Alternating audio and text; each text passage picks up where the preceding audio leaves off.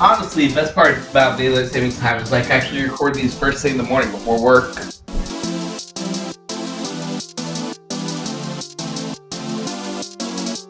So good morning everyone and welcome to the video that I've wanted to record ever since I recorded my last video. Because as you guys got a hint of last Thursday, today we are getting a reveal of 2 returning units to Gear Chronicle. So let's not waste any time and dive on into everyone's favorite Twitter account because it do be Gear Chronicle time. No, I'm not gonna say time every 5 seconds just because Gear Chronicle, but that's shut up. So today's video is gonna be a little bit shorter just because it looks like we only have 2 things to talk about, unfortunately. I mean, 2 cool things, so shut up. And I guess we can do this news real quick. I mean, look, here's some reprints you get, which is pretty cool, I guess. I mean, if you have the starter deck, then you should have these cards, but if you're just getting into the deck for some reason and haven't embraced the glory of Gear Chronicle since day 1, that's amazing, that's amazing. That's the avatar, but I have like 20 different prints of them. I mean, you're supposed to run him, I guess, but honestly, I'm slowly cutting it in my deck. Here, you also get this one. Now, speaking of reprints, of course, we're getting Stride decks, so let's get our Stride grade 3 things. These are just the guys that you discard to draw a card when you Stride, basically, and also work in other grade 4 decks and have other abilities. But I mean, honestly, I take that's like a 1 to 2 of right now, even though I know a lot of people are picking these guys up. Why does this Keter one even exist?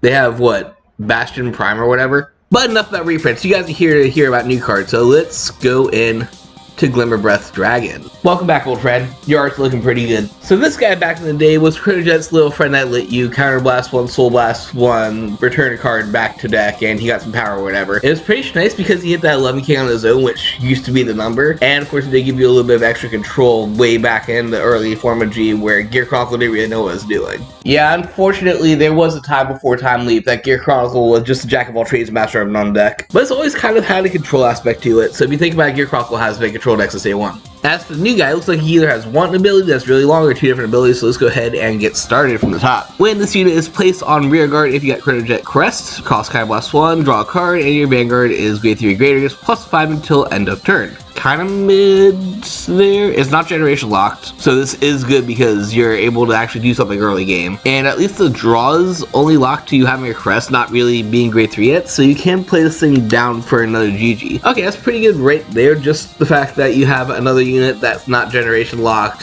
so you can have an actual early game to deck without resorting to some of the 9 Gear Chronicle tech cards that you run now. I'll do a discussion video on this sometime in the future, so make sure you subscribe and stuff. But just for that effect alone, it's not bad. Of course, that is kind of less deniable, so if your opponent sees it coming, they had just passed turn on turn 1. Whatever, it's Vanguard. Alright, what else do you do? So we got Generation Break 3. Ooh, this better be good. GB3 means you're not going to be able to pop off this guy until turn 2 of your strides, turn 5, whatever you want to call it. Just because for every card face up in your G zone or on your actual Vanguard circle, that counts for your GB. So you're not going to hit 3 until your second stride, no matter what. When it attacks, it gets +10 till end of turn. Coney's growling disapproval right now, and I completely agree with her. Let's try to look at the positives of this. So this is gonna be, does he always get the +5? He doesn't always get the +5. That's so mid. Alright, so this card is gonna scale. Turn 2, he's normal, you just draw a card. Turn 3, when you're on Chronojet, he's gonna be a 50k that draws you a card, which is okay. Once you start striding, he'll also get the power from your crest, of course. For every card face up in your G zone, the crest is going to give your front row +5, so you do scale that way. First stride is always going to be Fate Rider unless Chronoscommand does something cool that we're going to talk about in 10 seconds. So that will get you to GB2, which will be a +10, and you can always summon this off that effect, which makes him a +15 right away, so he's a 25k attacker unless you draw a card, which isn't bad. I'm not sure if you do that over GG, but honestly, GG is another card that I'm awkwardly phasing out right now. And turn 5 when he shines is going to be +10, so on your second stride you will have minimum 2 cards face up. It's gonna be a +10 for the thing, +5 his own ability, so he'll be a 30k attacker. I mean, I guess that's good just to have that scaling power, but if you think about it, you're already getting scaling power in the deck from the crest existing, so it kind of doubles up on nothing for a generation effect, which could be better. I mean, this doesn't even return a card like the original Glimmer Breath did, so I'm a little bit torn on this, especially since he's what, double rare probably? Yeah, double rare. I like the first effect. I like that now we have a replacement GG, but grade 2 slots are kind of thin for all the non-Gear Chronicle tech room that you have right now. And this is just a beat stick. This is just an okay beat stick that draws you a card. I'm gonna say this goes to the same camp as GG. This is just a grade 2 GG right now. Let's hope Chronoscommand does something cool, because I don't have the most excited, happy opinion about everyone's favorite clan right now. Yay. We have Interdimensional Dragon. Where the am I going? Right here, something like that. Our good friend Chronoscommand Dragon, one of the first strides in the game, actually, if you guys remember. Back after each deck basically got its trial deck card, and Messiah, the card that went from mid to why is this thing broken in half and like $50. But this was our original GR, which used to be the high rarity card of all time. And it basically was a card that let you spin the entire board back to deck. So this plus Chronojet's all stride is basically what gave Gear Chronicle's ability of the whole put cards back in deck version of control. Let's see what he does now and if he keeps that up. So we got a decent amount of text here to go through. His first block's probably going to be his stride cost. Stride step, choose one or more of your cards, grade 3 or greater, and discard them. Yes, thank you. Thank you so much. I'm happy that does this again, just because, as you guys remember from next stage, he does require a Chronojet discard. So this is our second generic stride, which is really, really good. The fact that we have options. Alright, so abilities. We have a GB... Is it just GB3 locked? Bushy Road. These are supposed to be deck improvements. These are supposed to be things that make me want to buy the cards. All I'm seeing is GB3, and then I have to play this on turn 5. There's now no reason for me to look at this as the first stride. I'm not to have the exact same game plan as you turn 1 into Fate Rider. Not that Fate Rider is a bad card, honestly. Like, it gives you a 4th attack guaranteed and some nice power-ups, which is really honestly good. I mean, some game plan to Fate Rider is just that you can sit on him all game, every single stride, and just keep on ramping up your board bigger and bigger and bigger and bigger and bigger. You don't think you can finish him off with the next stage. I guess I don't mind you being a second stride. It just sucks that you don't have that option to really play him until later on in the game. The whole point is to be flexible and have options. So what do you do for GB3? Cost Counterblast 1. Your opponent puts all the rear guards at the bottom of the deck in any order. Okay, he's back. We like this part. I mean, it kind of sucks that you wait until turn 5 once again for reasons I just said, but this is an eject button right there. It still Counterblast 1 bottom deck everything, which is fantastic. I believe this gets around, no, this doesn't get around ladder, I don't think, but other forms of resist that, like, oh, this card can't be targeted. You're not targeting a card, you're targeting the board. So you should be able to get around most things except for ladder with this form of control. But yeah, I guess it's okay, just because it's a time bomb for that. You wait until your opponent has a field and just nuke everything. Let's keep on reading. Still has another part to this effect. Choose my rear guards against some big chunk of red text right here that says auto. At the end of your battle that this unit attacked, put this unit on the bottom of your deck. Search your deck for up to 1 card with that genes plus grade 1 and call it the rear guard and it gets looked.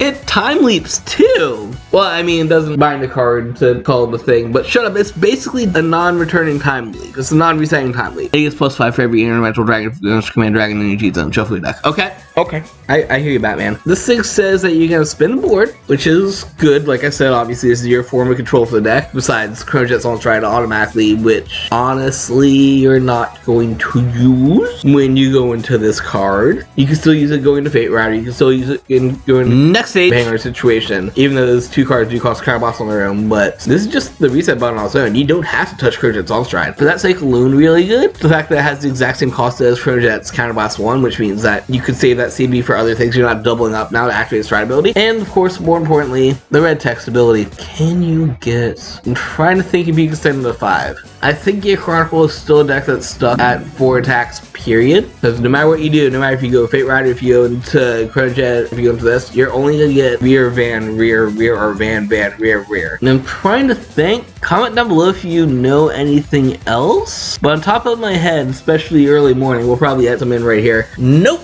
I still got nothing. There was a ruling that if you target your upstream dragon, you're able to essentially get a grade 3 and a grade 1, since upstream goes in and gets the 1, and then you get a 3 off the effect as long as you queue off upstream first. But even then, that still resets you to just a 4th attack, because you go rear, upstream reverts, Vanguard. That's still only 4. I guess you could use some combo extenders like on hits from Gear Eagle and stuff, but that's just way more on hit conditions. Still looking for a way to solidly get more than 4 attacks in this deck. Period. I don't know if you could extend any further just by calling something during battle phase. If we could, then you'd be able to do the exact same combo with Fate Rider. That said, if you think about it, this guy's essentially just a better Fate Rider question mark. Unfortunately, you're not going to get the full ramp of just getting +5 for every card in your G-Zone, period. It only gets +5 for every copy of him face up in the G-Zone. In terms of just getting raw power, Fate Rider is going to be much better for that, but he does combo nicely with the fact that you're not only getting Fate Rider effect, but also doing control. That said, real cute thing here, unless rules have changed, which, hold on, let me check some tweets real quick, make sure that I didn't do anything stupid, bushy, rude.